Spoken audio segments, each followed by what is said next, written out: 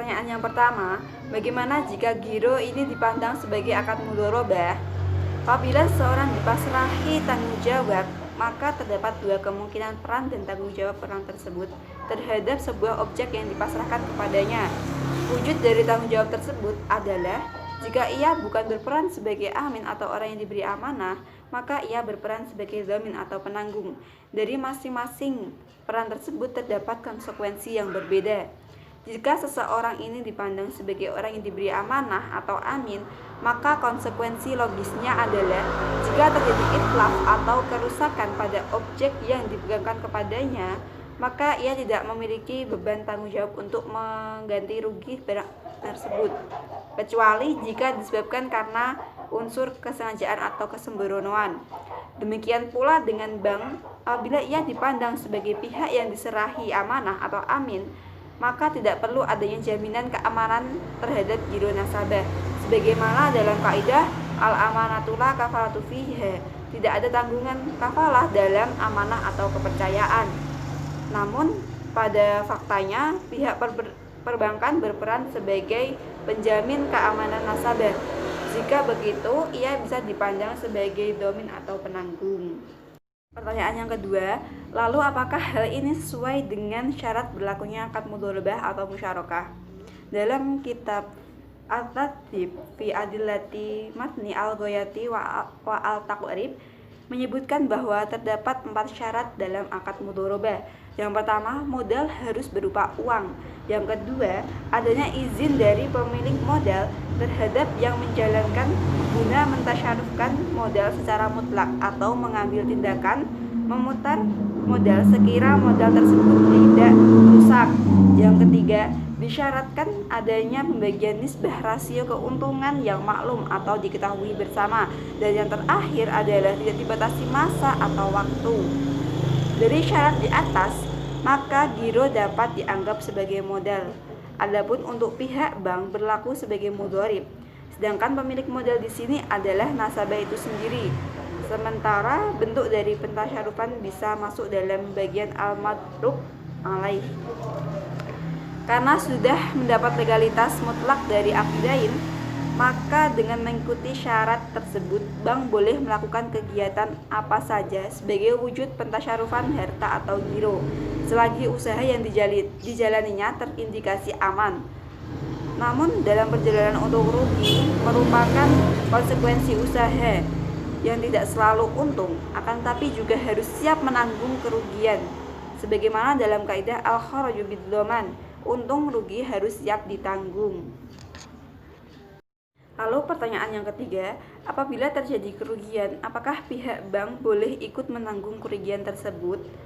Seharusnya jika kita mengikuti syarat yang sudah dijelaskan di atas, maka pihak bank tidak termasuk dalam bagian penanggung kerugian, karena bentuk pentasyarufan adalah menjadi hak yang disepakati bersama antara kedua akidain, yakni nasabah dan bank. Terima kasih.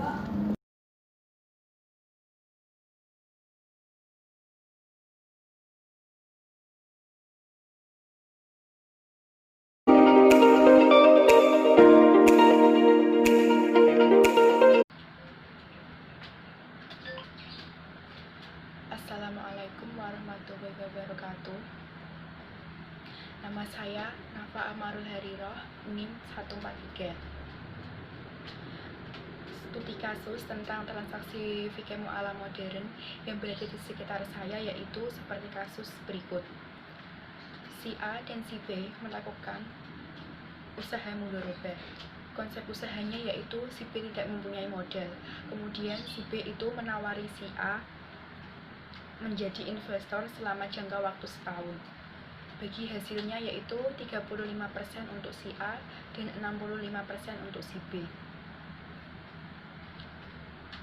Maksud dari jangka waktu setahun adalah setelah setahun kerjasama berakhir dan modal si A sudah dikembalikan si B, maka usaha tersebut diteruskan atau dijalankan oleh si B. Dan si A sudah tidak mendapat bagi hasil lagi karena modalnya itu sudah dikembalikan oleh si B. aset usaha yang berupa barang jadi milik si B. Jadi, si A mendapat bagi hasil selama 12 bulan saja, dan pada akhir tahun modal si A dikembalikan lagi. Pertanyaannya yaitu, bolehkah kerjasama semacam itu menurut syariat Islam? Sebelumnya kita itu harus tahu mudharabah. Mudharabah yaitu bentuk kerjasama antara dua orang atau lebih, di mana pemilik modal atau sahibul mal mempercayakan sejumlah modalnya itu kepada pengelola atau mudharib dengan suatu perjanjian di awal. Jadi, kerjasama seperti kasus di atas itu hukumnya haram dan termasuk memakan harta orang lain dengan cara yang tidak terpuji. Dalam memulai suatu usaha itu sebaiknya kita harus jelas status kepemilikan barang saat terjadinya akad. Dengan kejelasan status kepemilikan barang atau usaha, maka akan jelas pula lah hak dan tanggung jawab masing-masing pihak terkait. Karena para ulama ahli fikih telah menjelaskan tentang status kepemilikan barang dalam akad mudharabah atau yang semisal. Sebagian ulama menegaskan hal ini dengan menyatakan harta benda beserta seluruh turunnya adalah hak pemilik harta. Hukum mudharabah yang membuktikan hal tersebut adalah satu, yaitu para ahli fikih menjelaskan bahwa di antara ketentuan akad mudharabah ialah dengan menyebutkan bagian pelaksana usaha dari hasil keuntungan yang diperoleh. Apabila bagian pemodal dari keuntungan yang diperoleh tidak wajib disebutkan, tetapi jika bagian pelaksana usaha tidak disebutkan, maka akan mudharabah tersebut mengandung gharar atau ketidakpastian. Yang kedua yaitu, di antara hal yang membuktikan bahwa kepemilikan unit usaha pada akad mudharabah adalah pemilik modal, ialah pelaku usaha tidak berhak mendapatkan bagian dari keuntungan kecuali setelah modal secara utuh dikembalikan kepada pemodal, yaitu setelah tutup buku. Dengan demikian, bila setelah mendapat keuntungan terjadi kerugian, maka keuntungan yang telah diperoleh wajib digunakan untuk menutupi kerugian yang terjadi setelahnya. Yang ketiga yaitu, para ulama juga menegaskan bahwa status dan wewenang pelaku usaha dalam akad mudharabah hanyalah sebagai seorang perwakilan. Yang keempat, bila terjadi kerugian, maka kerugian yang berbentuk finansial, maka sepenuhnya menjadi tanggung jawab pemodal. Dan apabila pada akad dipersyaratkan agar pelaku usaha turut menanggung kerugian materi atau finansial, maka persyaratan ini tidak sah. Demikian tanya jawab dari saya. Assalamualaikum warahmatullahi wabarakatuh.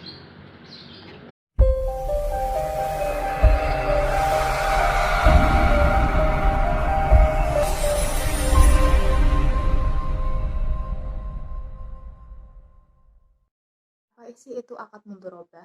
Akad mudharabah sendiri berarti akad kerjasama di antara dua pihak, di mana pihak pertama sebagai sahibul mal atau sebagai pemberi modal secara keseluruhan, sedangkan pihak lainnya sebagai pengelola atau disebut juga dengan mudharib.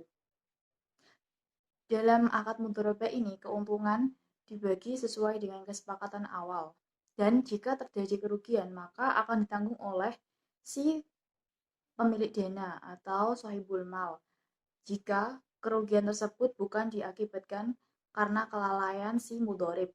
Tetapi apabila kerugian tersebut diakibatkan oleh mudharib, maka mudharib wajib mengganti kerugian tersebut. Lalu apa dalam akad mudharabah itu terdapat dua jenis. Yang pertama yaitu mudharabah mutlaqah dan yang kedua mudharabah muqayyadah. Di mana mudharabah mutlaqah sendiri berarti si pemilik dana itu menyerahkan modal seluruhnya kepada mudharib, dan menyerahkan seluruhnya dalam artian itu tidak ada batasan atau sudah percaya sepenuhnya kepada mudharib. Mau uang atau modal tersebut itu digunakan untuk apa itu terserah sama mudharib. Tetapi dalam mudharabah muqayyadah itu sahibul mal atau pemilik dana itu memberikan batasan tertentu untuk usaha yang akan dikelola oleh mudharib. Lalu, apa saja sih resiko yang dapat dihasilkan dari adanya akad mudharabah ini? Salah satu resikonya yang pertama yaitu adanya transparansi di antara kedua belah pihak. Yang kedua, kinerja dari mudhorib kurang kompeten atau tidak sesuai dengan rencana yang telah disepakati. Lalu yang ketiga yaitu berakhirnya akad di tengah jalan. Lalu bagaimana upaya dari Bank Syariah agar resiko-resiko tersebut tidak terjadi?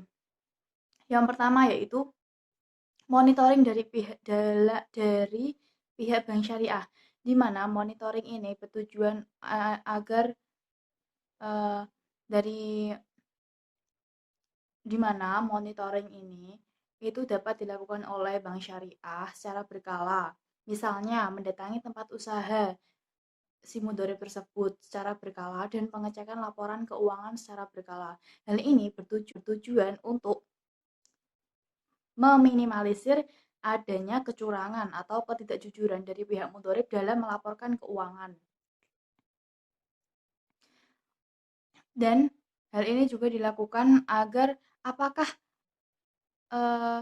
dana yang telah didapatkan dari Bank Syariah itu digunakan dengan semestinya, sesuai rencana atau tidak itu dapat diketahui ketika adanya monitoring dari pihak Bank Syariah. Lalu yang kedua yaitu pihak Bank Syariah menyarankan agar mudhorib melakukan usaha yang mempunyai resiko sedikit atau resikonya rendah.